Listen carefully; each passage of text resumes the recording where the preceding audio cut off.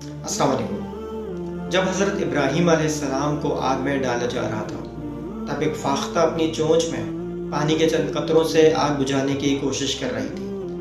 ایک الو یہ سب منظر دیکھ رہا تھا، اور جب الو نے طنزیہ فاختہ سے کہا کہ تمہاری اتنی محنت کا کیا فائدہ، تم اتنی بڑی آگ کیسے بجھاؤ گی، تب فاختہ نے کہا، میں جانتی ہوں کہ میں چند قطروں سے یہ آگ نہیں بجھا سکتی، لیکن میں اس آگ کو بجھانے میں اپنا کردار ادا کر رہی ہوں، اور جب آخرت میں اللہ مجھ سے سوال کریں گے تو میں یہ کہہ سکوں گی کہ اے اللہ، میں جانتی تھی کہ میں اس دہکتی ہوئی آگ کو نہیں بجھا سکتی، لیکن اس آگ کو بجھانے میں اپنی استطاعت کے مطابق اپنا حصہ ڈال رہی تھی، اور جتنا میرے اختیار میں تھا میں نے کوشش کی اور حق کا ساتھ دیا۔ یاد رکھیں، آپ سب کو سچائی، ایمانداری اور بس حق کا ساتھ دینا ہے، پھر چاہے وہ تعداد میں تھوڑے ہی کیوں نہ ہو۔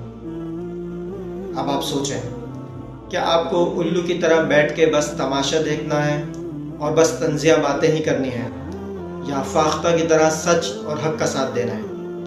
فیصلہ آپ کے ہاتھ میں ہے۔ اللہ حافظ۔